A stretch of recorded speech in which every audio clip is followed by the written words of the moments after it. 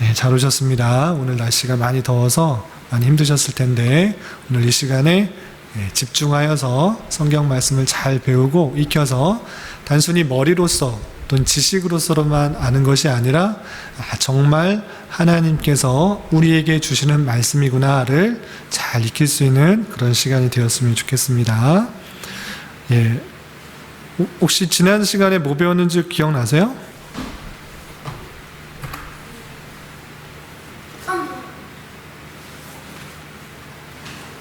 그건 주일인데.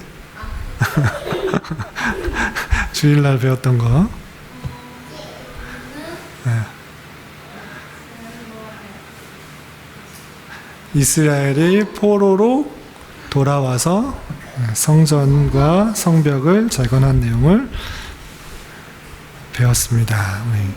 일주일 동안 기억하고 있기 힘들죠. 그냥 배웠다는 것만 알아두시고 나중에 또 배울 때 또 이런 내용이 나올 때 또 자꾸 복습하면 됩니다. 오늘은 지난주에 배웠던 이스라엘 백성들이 포로로 귀환해서 돌아왔을 때 성벽도 재건하고 성전도 재건했는데, 그럼 성벽과 성전이 역사적으로 봤을 때 어떤 모습이었는가, 시대별로 어떻게 변화되었는지 좀 살펴보는 그런 시간을 갖도록 하겠습니다. 그래서 어렵고 복잡한 내용이기보다는 이렇게 성전과 성이 변화됐구나를 깨달으면 되겠습니다. 우선 성경 공부하기 전에 말씀 한 구절 읽고 가겠습니다. 진행하겠습니다. 구약성경 에스라 6장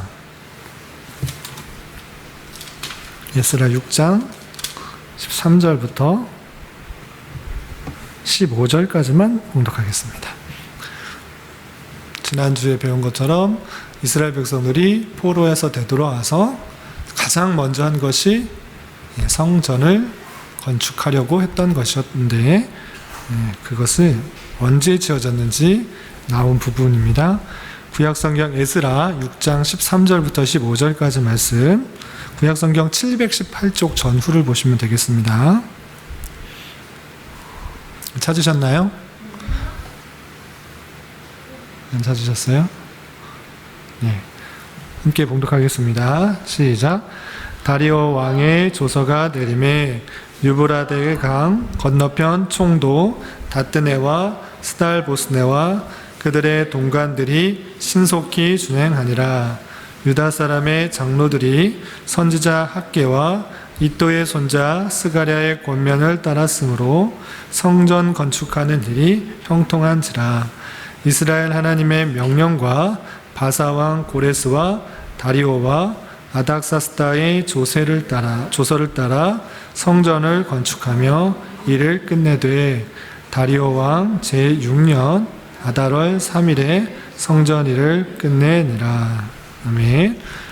성전을 다시 건축한 일에 대해서 배웠는데, 과연 이스라엘 백성들이 왜 포로에서 되돌아와서 성전을 먼저 건축하려고 했을까? 그것에 대해서 생각해 보도록 하겠습니다. 그 전체적인 이유를 오늘 말씀을 쭉 공부해 보면 그 이유를 알게 될 것입니다.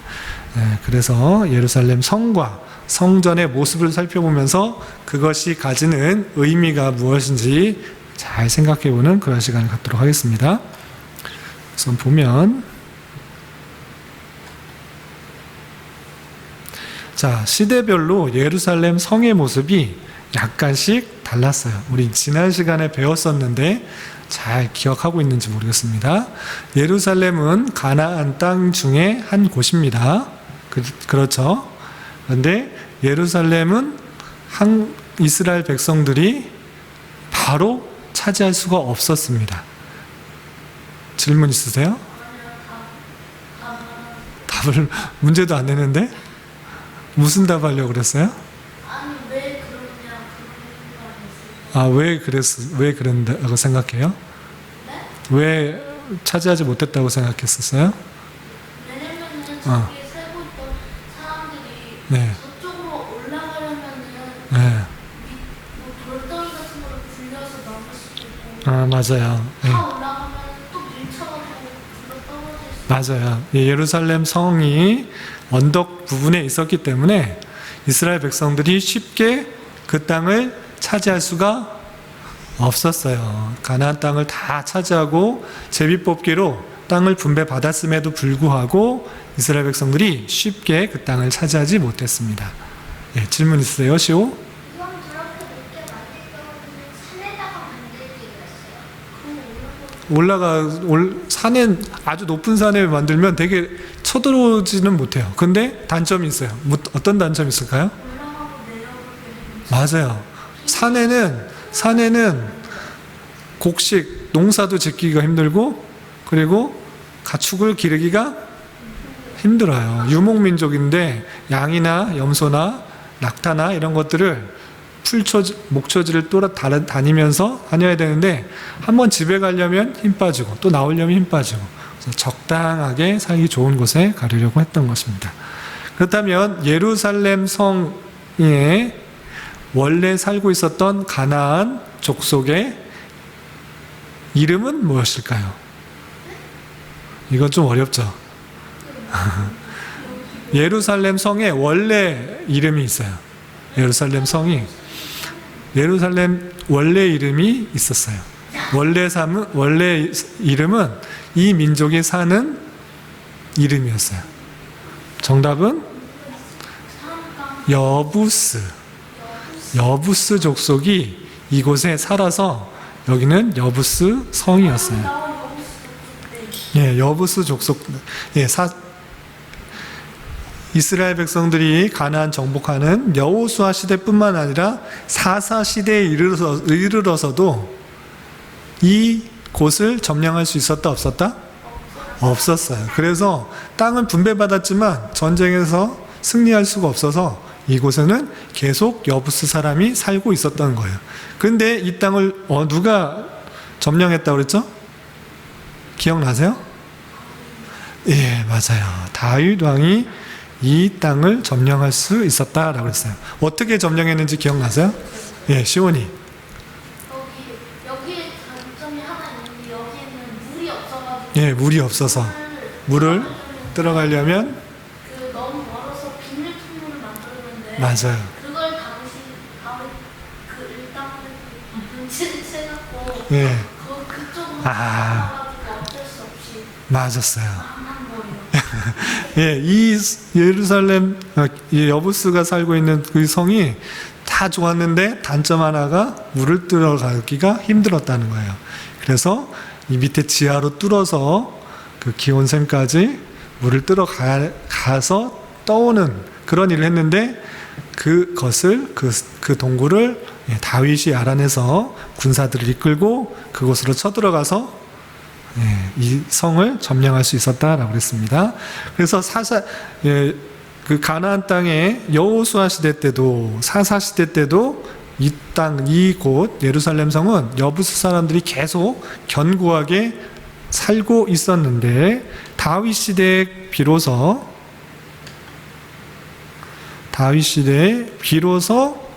차지할 수 있었다라고 했습니다. 그래서 다윗이 왕위로 될 때는 헤브론에서 왕이 되었다가 다시 다윗이 예루살렘 여부스 성을 차지하고 여기서 다시 33년 동안 나라를 다스렸다 이렇게 배웠습니다. 그래서 기온샘을 보호하기 위해서 다윗은 성을 넓혔어요. 망대도 세우고 튼튼하게 했었어요. 또 우리가 차지한 것처럼 다른 민족이 고성을 똑같은 방법으로 기온샘 밑으로 들어와서 성을 차지할까봐 그 성을 완전히 튼튼하게 견고하게 망대를 세워놨던 것입니다. 그리고 다윗 이후에 솔로몬 때는 어떻게 바뀌었죠? 더 넓혀지고 수로를 넓혔어요. 네, 더 넓혀졌어요. 더 넓혀졌고 다윗이 제일 만들고 싶었던 것이 성전이었어요. 나는 이렇게 좋은 성에서 사는데 하나님을 모시는 그 성막이 정말 텐트와 같은 천에 있었기 때문에 안타까웠어요. 그래서 하나님을 모실 수 있는 튼튼하고 견고한 성전을 만들고 싶었는데 하나님께서 허락하셨을까요? 허락하지 않으셨을까요? 허락하지 않으셨어요. 왜 허락하지 않으셨죠? 전쟁은 너무 많아서 손에 피가 많이 네, 손에 피가 많이 묻어서 넌 안 된다. 손에 피가 실제로 묻었다라기보다는 그만큼 자신이 전쟁을 해서 많은 일들을, 많은 싸움을 했기 때문에 그렇게 무력으로 한 것, 그것으로 하나님의 성전을 만들 수 없다. 너의 아들을 통하여서 성전을 지을 수 있도록 하겠다. 했습니다. 우리 시우한테 질문할게요. 그럼 다윗의 아들 누가 성전을 지었을까요?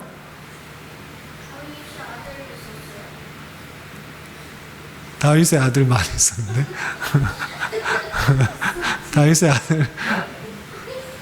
다윗의 아들 누가 성전을 지었죠? 네, 부끄러워서 말을 못했습니다. 네, 다윗의 아들 솔로몬이 성전을 지었습니다. 그래서 성전을 몇 년 동안 지었을까요? 네, 7년 동안 지었어요. 그리고 나서 자신의 궁은 몇 년 동안 지었어요?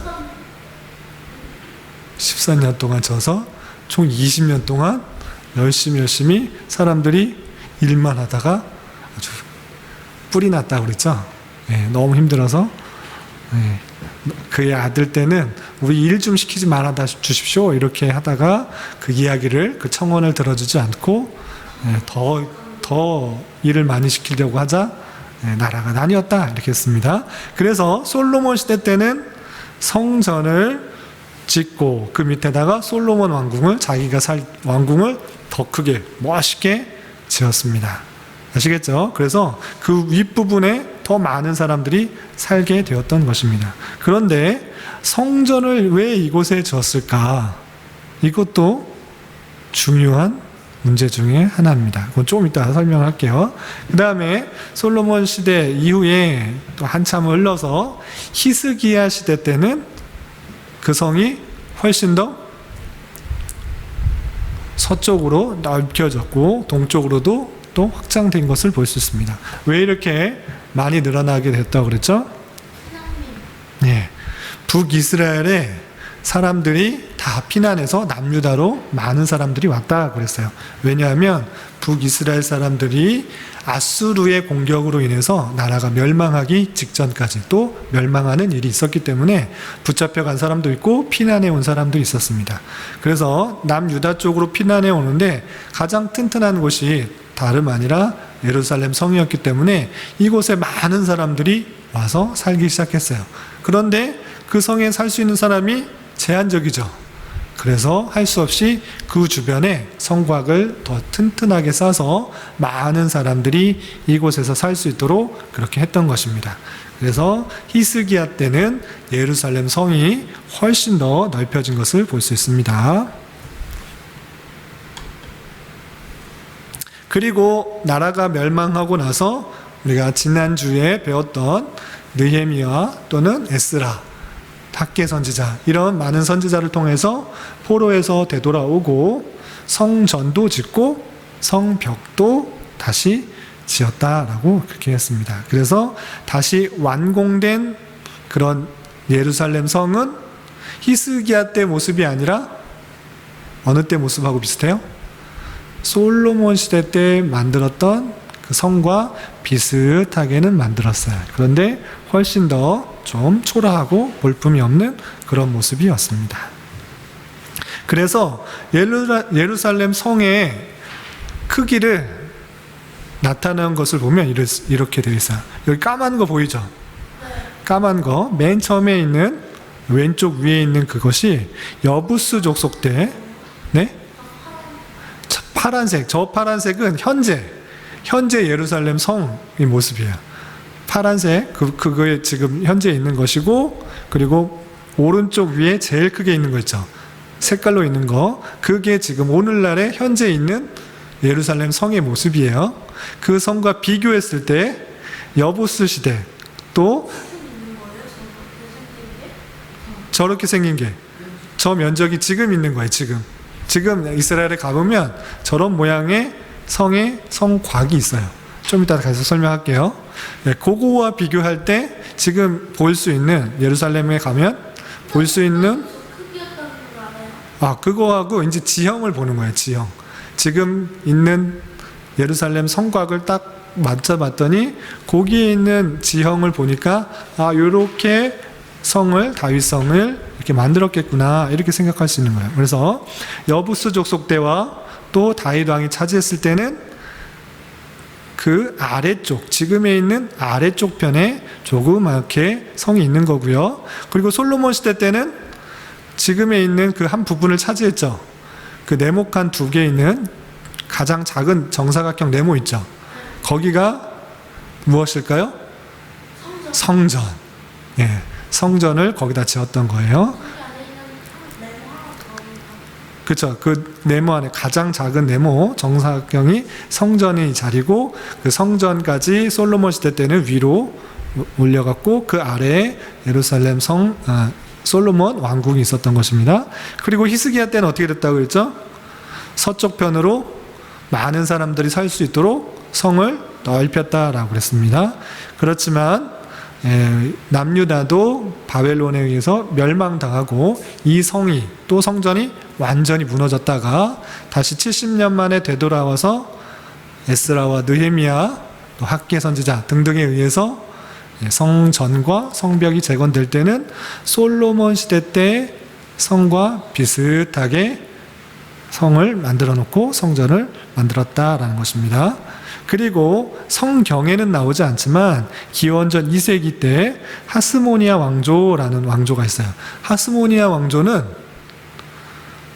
이스라엘 사람의 왕조일까요? 아니면 다른 나라의 왕조일까요? 다른 나라 사람 왕조 같죠. 그런데 우리 중간기 시대 때 좀 있으면 배울 거예요. 다음 주 아니면 다다음 주에 배울 텐데, 중간기 시대 때 우리는 성경에 나와 있지 않아서 그냥 400년 동안 그냥 포로로 끌려가고 나라가 없었다, 독립적인 나라가 없었다라고 생각할 수 있는데, 그것이 아니고 독립하려고 했던 때가 있었어요. 이스라엘 백성들이 다른 나라로부터, 압제로부터 벗어나려고 했던 그런 때가 있었어요. 그때가 하스몬 왕조예요. 그건 좀 다음 주나 다다음 주에 배우겠습니다.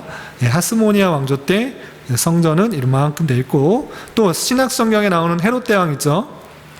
헤롯 대왕, 예수님이 태어날 때 헤롯 대왕이 있었습니다. 이때 성전의 모습은 이 정도 크기가 되는 거예요.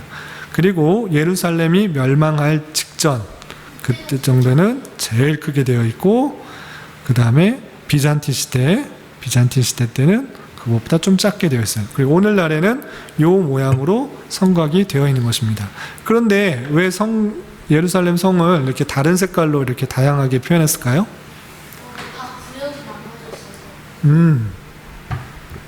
맞아요. 어떻게 구역이 나뉘었을까요? 어느 쪽은 성전 있고 어느 때는 왕국, 어떤 때는 성전이고, 어떤 때는 마을이. 구역이 나뉘어 있는 거는 맞는데 그 해석은 조금 달랐어요. 지금은 이스라엘의 예루살렘 지역이 이스라엘만 있는 것이 아니고 다른 나라가 가장 섞여 있어요. 그래서 그 예루살렘 성을 각각 그 중심으로 해서 다른 나라, 팔레스타인이 하고 그 분계선을 나눠서 여긴 내 땅이다, 여긴 내 땅이다, 그러고 계속 싸우고 있는 거예요.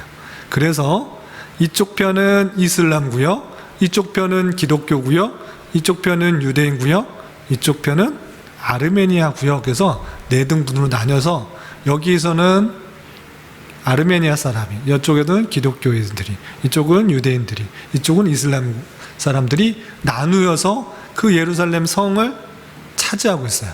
참 안타깝죠? 예. 시온이 질문 있으세요? 저도 뭐 뉴스 같은 데서 네. 그 이스라엘이랑 이슬람 같은 데 싸웠다는 네, 들었죠. 거기에는 계속적으로 분쟁이 일어나고 있어요.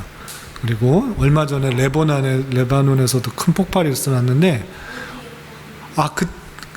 그 역사적으로 이스라엘 백성들이 나중에 배우겠지만 자기네 땅이 없었어요. 계속적으로 로마에 의해서, 그리스에 의해서 계속적으로 핍박을 받으면서 나라가 없는 거예요. 그래서 이스라엘 백성들의 특징이 하나가 디아스포라, 다 흩어져서 사는 거예요. 나는 유대인이지만 다 흩어져 살아. 자기네 땅이 있어요, 없어요? 없었어요. 그런데 2차 세계대전이 끝나고 흩어져 있던 유대인들이 생각을 했어요.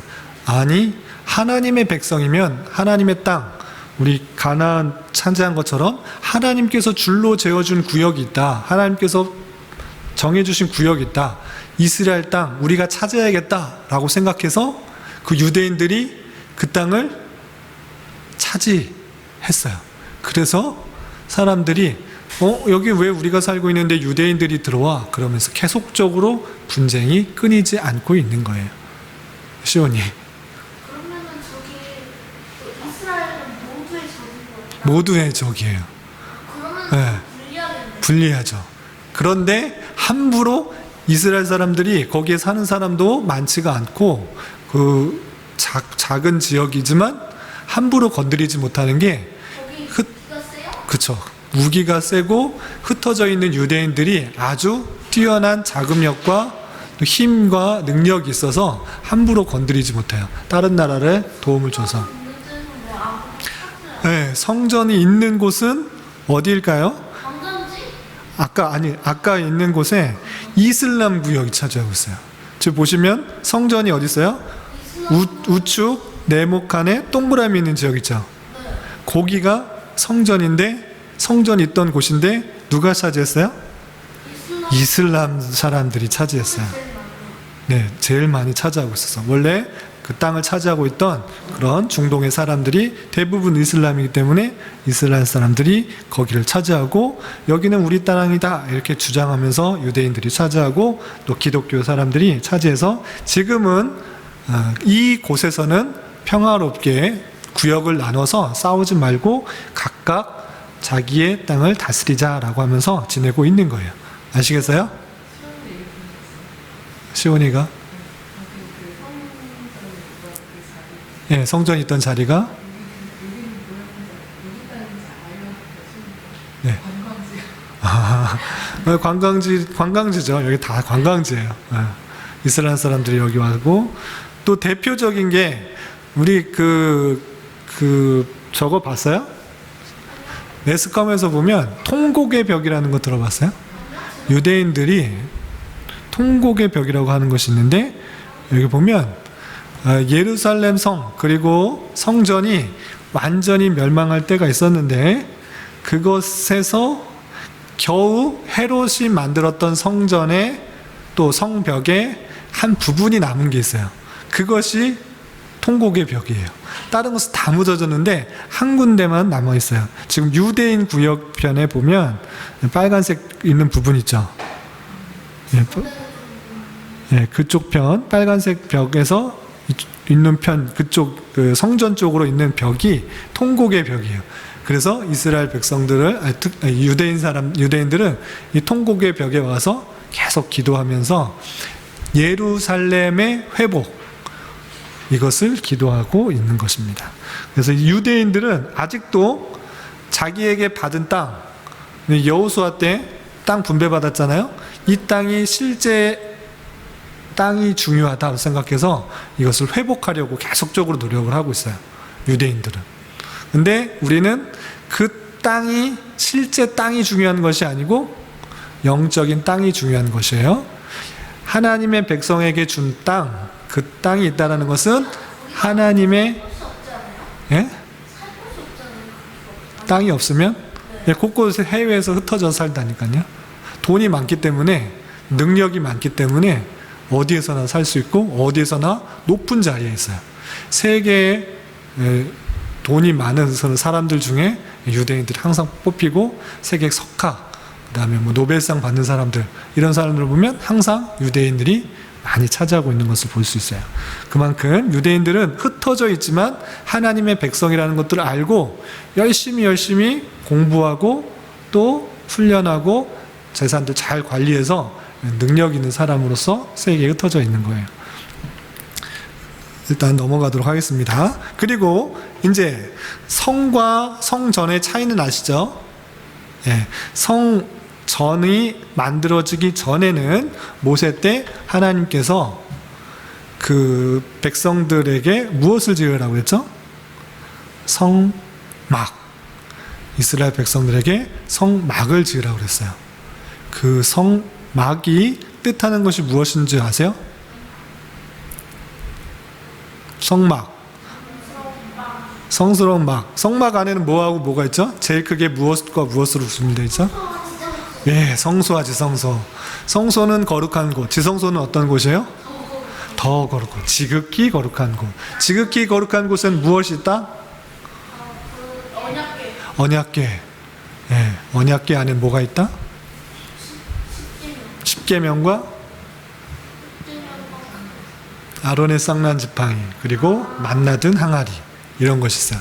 그런 것이 뜻하는 것이 무엇일까요? 하나님의 말씀, 하나님의 기적, 하나님께서 그곳에 있다. 이것은 아주 거룩하다, 지극히 거룩하다는 뜻이에요. 그것이 지극히 거룩한 곳이 이스라엘 진영 안에 있다라는 것을 통해서 알아야 될 것이 무엇이냐면, 하나님께서 다른 곳에 있는 것이 아니고 눈에 보이지 않는 하나님이시지만 하나님께서 너희들과 함께 있다는 것들을 알려주기 위해서 성막을 만들어준 거예요. 아시겠어요? 네, 성막을 만들지 않으면 이스라엘 백성들이 하나님이 보이지 않으니까 하나님 계신가? 우리를 인도하시는가? 우리와 함께 하시는 건 맞나? 이렇게 생각할 수 있기 때문에 성막을 만들도록 한 거예요. 그리고 성막만 만들면 모르니까 하나님을 뜻하는 십계명, 또 쌍난 지팡이, 만나, 이런 것들 통해서 그것이 정말 하나님께서 함께하고 계시구나 생각하도록 한 거예요. 그런데 하나님께로 갈 때, 그 지성소로 갈 때 그냥 아무나 갈 수 있었어요? 어떻게 갈 수가 있었죠? 대제사장이 1년에 한 번 갈 수 있었어요. 그냥 1년에 한 번 그냥 룰루랄라 갈 수가 있었어요? 어떻게 갈 수 있었죠?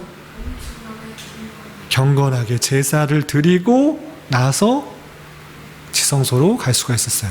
그것을 통해, 맞아요, 이 성막과 그리고 성막 안에서 있는 제사 제도가 중요한 것이, 하나님께로 갈 때는 오직 죄사함, 피 흘림의 죄사함을 통해서만 갈 수 있다라는 것들을 알려주는 거예요. 그래서 하나님이 우리와 함께 하시는 것이 중요한데, 그 분께로 갈 때는 어떻게 갈 수 있다? 예수 그리스도의 보혈의 피로 죄 씻음을 받아야지만 갈 수 있다는 것들을 잊지 않도록 하기 위해서 이 성막과 제사 제도를 준 거예요. 아시겠죠? 이것이 중요한 것입니다. 그래서 성막을 만들도록 했습니다. 그래서 대략적으로 보면, 외적으로 보면 이렇게 있는 것입니다. 성막 바깥에 제일 중요한 제사를 드릴 수 있는 것, 그 다음에 손을 씻을 수 있는 물두멍이 있는 것을 볼 수 있습니다. 그리고 대략적인 크기는 전체가 100규빗, 50규빗이에요. 그래서 45m, 22.5m 되는 것이고요. 성소와 지성소는 가로가 13.6m 정도 되고 밑에가 4.5m 되는 것입니다. 아시겠죠? 그리고 성막 이후에 누가 성전을 처음 만들었다고요?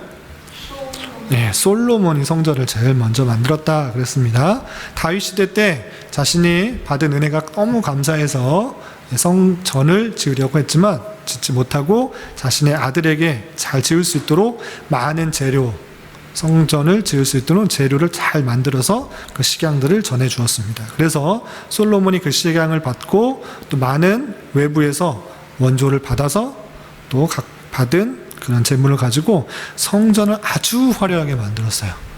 네, 백향목, 그리고 금, 그리고 깎지 않은, 다듬지 않은 돌을 갖고 와가지고 성전을 아주 잘 지었던 것입니다. 그래서 아주 화려하고 멋있게 지었습니다. 깎지 않은 게 아니에요. 다 다듬어서 돌을 가져왔습니다. 그래서 거기서 큰 소리 나지 않게 잘 지었습니다. 그렇지만 이 솔로몬 성전은 언제 무너지게 됐다고요? 586년경 바벨론에 의해서 예루살렘 성과 함께 무너지게 되었습니다. 그런데 이 솔로몬의 성전, 이 성전의 식양은 그 성막과 완전 다를까요? 비슷할까요? 네, 비슷해요. 성소와 지성소가 있고 또 번제단과 또 그것을 쓸 수 있는 물두멍 같은 그런 것이 있습니다. 그런데 크기와 재료가 완전히 달랐어요. 그래서 성전의 길이는 대략 28m, 너비 9m, 높이는 14m로 되어 있는 그런 구조였고, 방향은 항상 열리는 쪽이 어느 쪽이었죠? 방향이 성전 위쪽은 동쪽이었어요. 동쪽. 네, 동쪽, 해가 뜨는 쪽, 하나님이 임재해서 들어갈 수 있는 방향으로 해서 항상 동쪽으로 되어 있고, 성전도 마찬가지로 동쪽으로 되어 있는 거예요. 여기까지는 대략적으로 아는데 이것은 처음 들어볼 거예요. 어떤 것을 처음 들어보냐면, 이 솔로몬의 성전이 왜 이곳에 있는가? 이것은 처음 알았을 거예요. 이 솔로몬의 성전은 다름 아니라 창세기 때부터 그 장소가 예언되었던 곳이에요. 창세기 어디 그런 내용이 있을까요? 네? 없을 것 같아요? 37장이 찍었어요? 네. 이것은 여러분 그 아브라함 이야기 알죠? 아브라함이 독자 이삭을 어디로 가서 바쳤을까요? 여기. 우리 성경 한번 찾아볼까요? 창세기 22장. 창세기 22장 2절.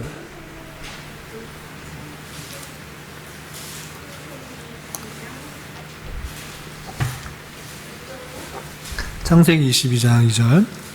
하나님께서 아브라함에게 자손의 번창을 예언하셨고 약속하셨는데 100세 때나 되어서 그가 겨우 아들을 낳을 수 있었는데 그 아이가 이삭이었어요. 그런데 하나님은 무심하게도 그 독자 이삭을 어떻게 하라고 하셨을까요? 네, 독자 이삭을 데리고 가서 하나님께 드려라, 번제로 드려라 이렇게 했습니다. 22장 2절 함께 읽겠습니다. 시작. 여호와께서 이르시되 내 아들 내 사랑하는 독자 이삭을 데리고 모리아 땅으로 가서 내가 내게 일러준 한 산 거기서 그를 번제로 드리라. 여기서 독자 이삭을 어디로 데려가라고 했죠?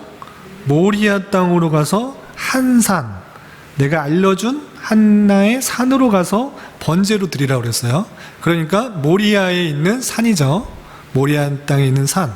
이 모리아 땅에 있는 산이라는 것을 여기선 읽고 창세기 읽으면서 출애굽기 민수기 읽으면서 쑥 읽는 경우가 많아요. 그런데 여기 모리아 산을 잘 보시고 다시 넘어와서 역대하 3장을 보겠습니다. 역대하, 솔로몬이 이제 성전을 짓는 장면이 역대하 3장에 나오는데 3장 1절 658페이지 구약성경 658페이지 전후를 보시면 되겠습니다.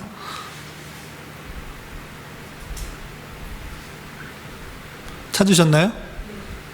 658장 역대하 3장 1절 함께 읽겠습니다. 시작.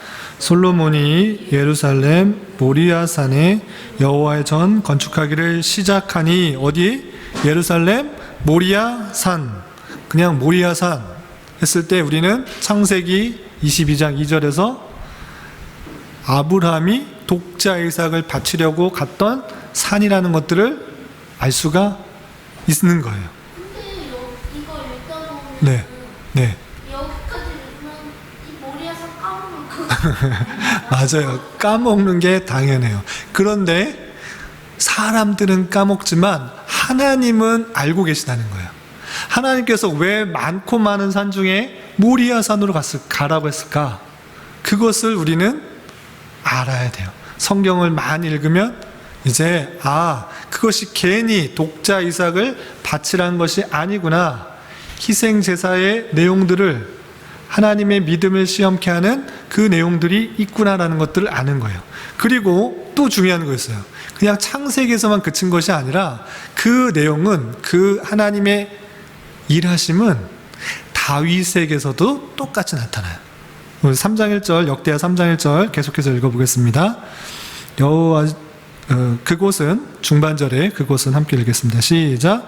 그곳은 전에 여호와께서 그의 아버지 다윗에게 나타나신 곳이요 여부스 사람 오르난의 타작마당에 다윗이 정한 곳이라. 아멘. 다윗이 여러 가지 것을 잘했지만 잘못한 것 크게 두 가지가 있어요. 어떤 것이 있을까요? 전쟁을 많이 했다. 전쟁을 많이 했다. 그것은 외부 하나님이 차지한 따랑을 하는 것인데, 예, 남의 아내를 취했어요. 바세바의 아내를 취한 거. 우리아의 아내 바세바를 취한 거. 그 다음에 또 그거 한꺼번에 묶어서. 그리고 두 번째는 그가 이제 어느 절한 거? 그거 아니에요. 절한 게 아니고 또 한 가지 잘못은 그가 이제 어느 정도 나이가 많이 들었을 때 내가 이제 얼마나 나라를 잘 다스렸나 인구를 조사했어요. 인구를 조사하는 거. 물론 그냥 하나의 백성으로서 인구 조사하면 조사할 수도 있지가 아니라 그것은 하나님을 의지한 것이 아니고 자신의 백성의 힘, 권한, 능력, 내 자신의 업적을 드러내기 위한 것이었기 때문에 하나님께서 그것을 쳤어요. 그래서 하나님께서 어떤 벌을 내리셨을까요?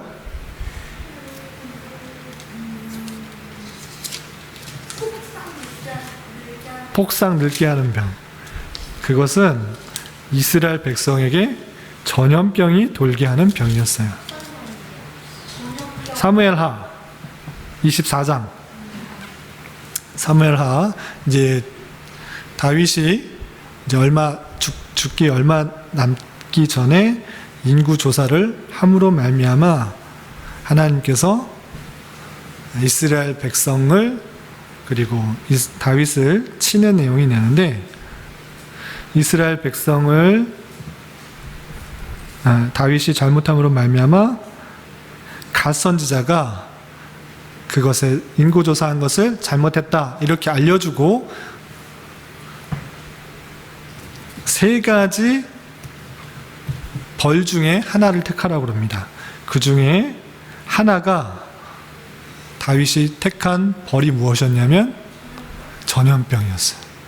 전염병으로 이스라엘 백성들이 얼마나 죽었을 것 같아요? 몇 명 정도?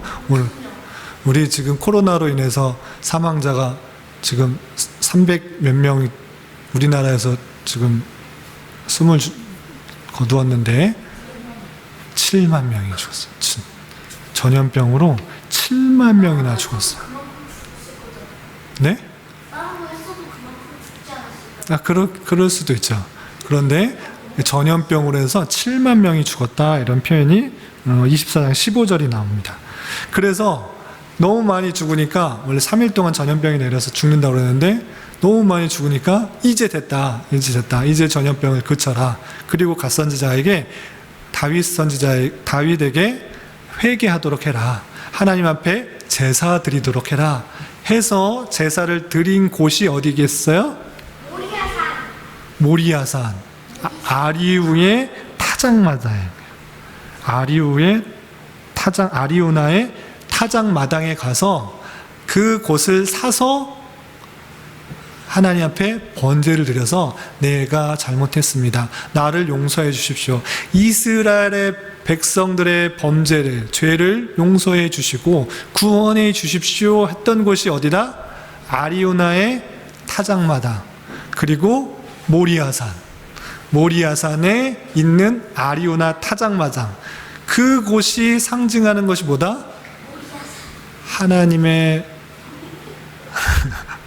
하나님께서 이스라엘 백성들을 구원해 주시고 용서해 주시고 또한 희생을 통해서 이스라엘 백성들을 구원해 주시기 위한 예표들을 계속적으로 보여주시고 특별히 솔로몬이 그 장소에서 성전을 세웠다라는 것입니다. 그래서 이 그림 보시면 솔로몬 성전 제일 안쪽 지성소에 뭐가 있어요? 희생제사 바위. 그것이 솔로몬이 성전을 세운 위치고 아브라함이 이삭을 바쳤던 그 제단이었던 것입니다. 그래서 그 하나님께서 계획하신 모든 것들이 창세기에서부터 계속적으로 이어지고 솔로몬 시대 때 성전에 지은 것으로 드러난다. 이것들을 잊지 말아야 될 것이에요.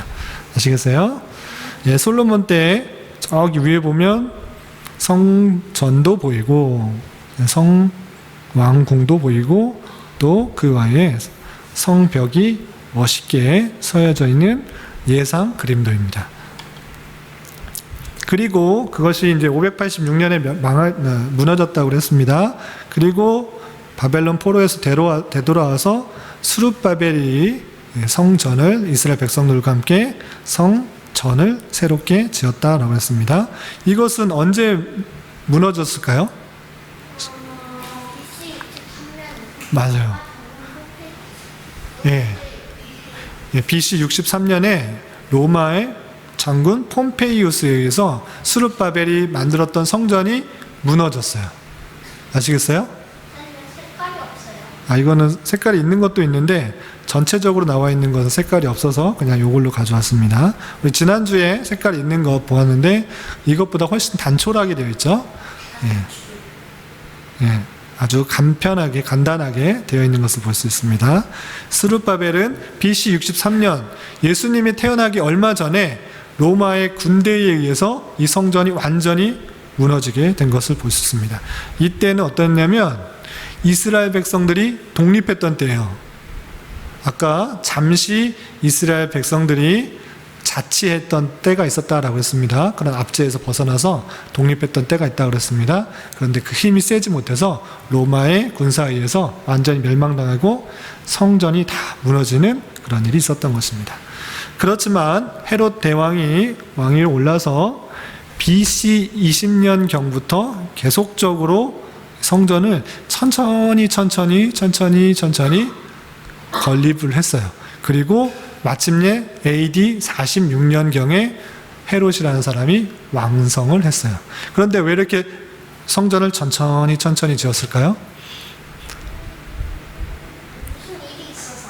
예, 자기가 잘 못 지어서 그럴 수도 있지만 성전을 짓는 모습을 하면서 유대인의 마음을 끌어낸 거예요. 이 헤롯이라는 사람은 유대인이었을까요? 아니면 이방인이었을까요? 예, 에돔 사람이었어요. 에돔 사람이었기 때문에 에돔 사람이 이스라엘 지역에서 이스라엘 사람들을 다스리기 위해서는 인기를 끌어야 됐습니다. 그래서 지지를 얻기 위해서 성전을 천천히 지으면서 세금도 거둡고 너희들이 제일 중요시하는 성전 지을 테니까 내 말을 잘 따라라, 이런 식으로 천천히 들었던 것입니다. 그래서 66년 정도 기간 동안 만들었고, 그래서 AD 46년경에 만들어졌고 70년 정도 될 때 다시 또 무너졌어요.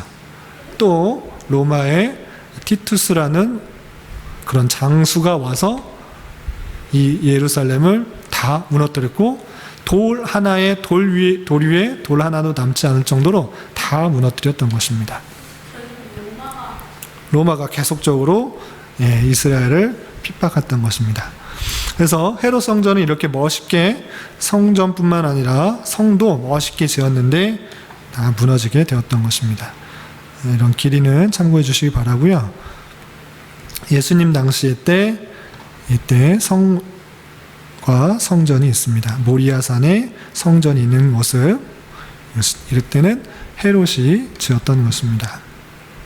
그림으로 보면 이런 모습으로 생각할 수 있습니다. 그런데 아까 말씀드린 것처럼 AD 70년에 또 로마가 쳐들어와서 로마 장군 티투스에 의해서 무너지게 됩니다.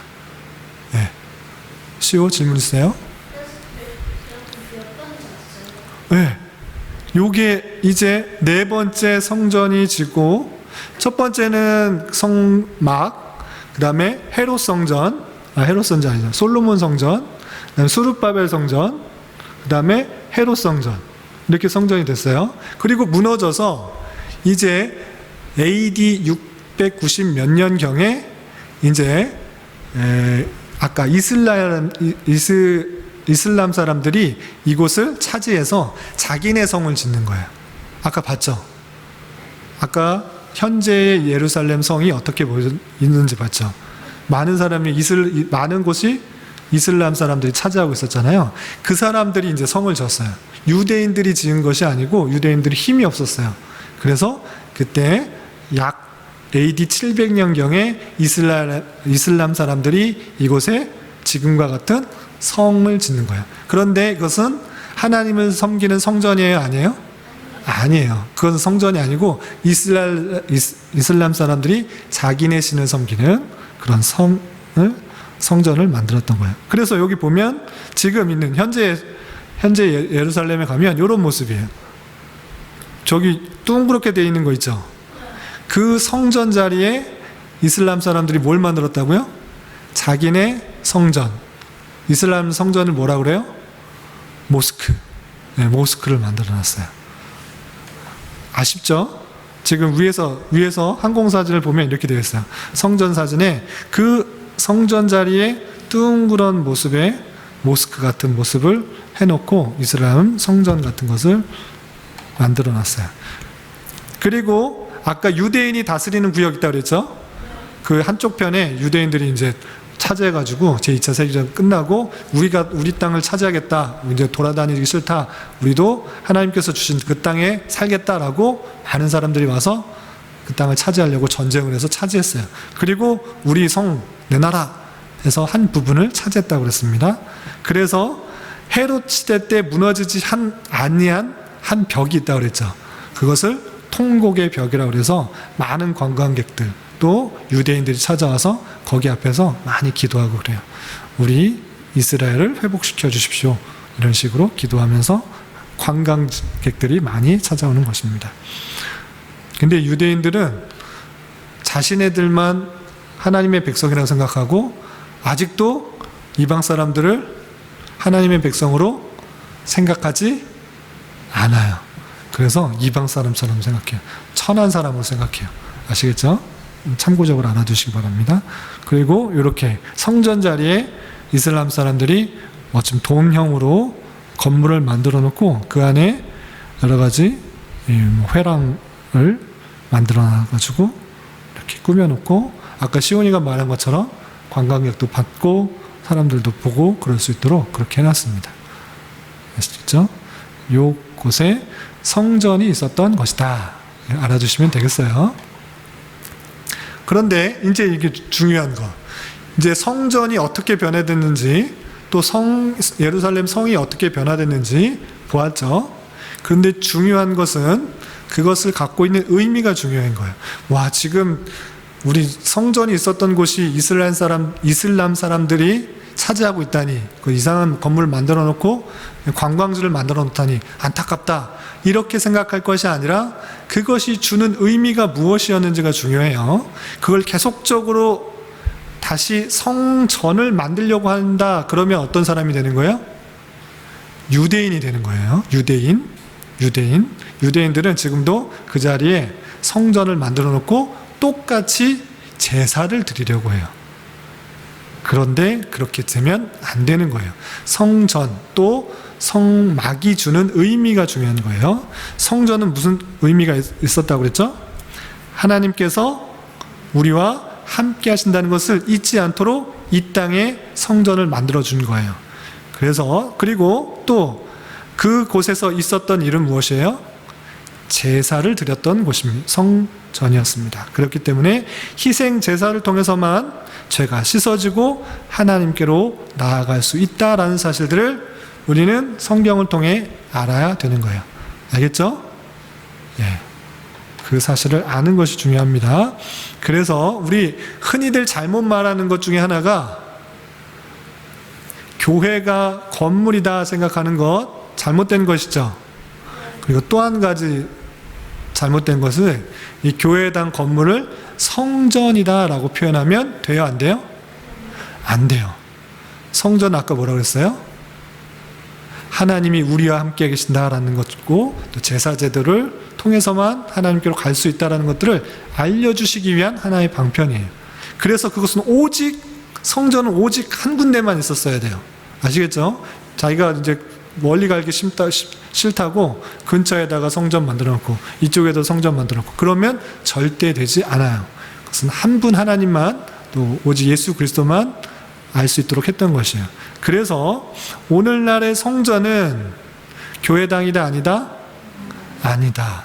그래서 성전은 예수 그리스도를 뜻하는 것이고 또한 예수 그리스도가 계신 곳 어디예요? 예수님께서 어디 계세요? 네, 어디에나 계시지만 예수 그리스도를 모신 우리가 성전이다라는 것이에요. 그건 제 말이 아니고 성경에 표현해서 그런 것입니다. 우리 고린도전서 3장 16절에 쓰여져 있으니까 함께 읽어보겠습니다. 시작. 너희는 너희가 하나님의 성전인 것과 하나님의 성령이 너희 안에 계시는 것을 알지 못하느냐. 아멘. 고린도전서 3장 16절. 너희가 하나님의 뭐라고요? 성전. 우리 안에 하나님이 계시기 때문에 우리가 성전이다 라고 하는 거예요. 아시겠어요? 건물이 절대 성전이 아닙니다. 그리고 또 고린도전서 6장 19절 함께 읽겠습니다. 시작. 너희 몸은 너희가 하나님께로부터 받은 바 너희 가운데 계신 성령의 전인 줄을 알지 못하느냐. 너희는 너희 것이 아니라. 아멘. 우리의 몸은 뭐라고요? 너희 가운데 계신 성령의 전. 다시 말하면 성전이다. 우리 몸이 뭐다? 성전이다. 왜? 우리 안에 누가 계시기 때문에? 하나님이 계시기 때문에 우리 몸이 성전이다 라는 것입니다. 아시겠어요? 그렇기 때문에 우리 몸을 어떻게 다스려 가야겠어요? 우리 안에 하나님께서 계시기 때문에 우리 자신이 성전이기 때문에 우리는 주님을 모신 성도 그리고 교회답게 하나님께서 기뻐하시는 일들을 하기에 힘써야 되는 것이에요. 하나님께서 우리 안에 계시는데 여기 안에 계시는데 미운 마음, 시기하는 마음 그리고 내 몸을 해하려고 하는 마음 상처나게 하는 마음 그럼 또 다른 사람들을 아프게 하는 마음 그런 마음을 가지면 될까 안 될까요? 안 돼요. 하나님께서 계신 것이라고 말할 때는 하나님께서 계시는 것만큼 하나님을 모신 마음답게 하나님께서 기뻐하시는 일 하나님께서 즐거워하는 일들을 잘 알아야 될 것입니다. 그렇게 하면 어떻게 해야 될까요?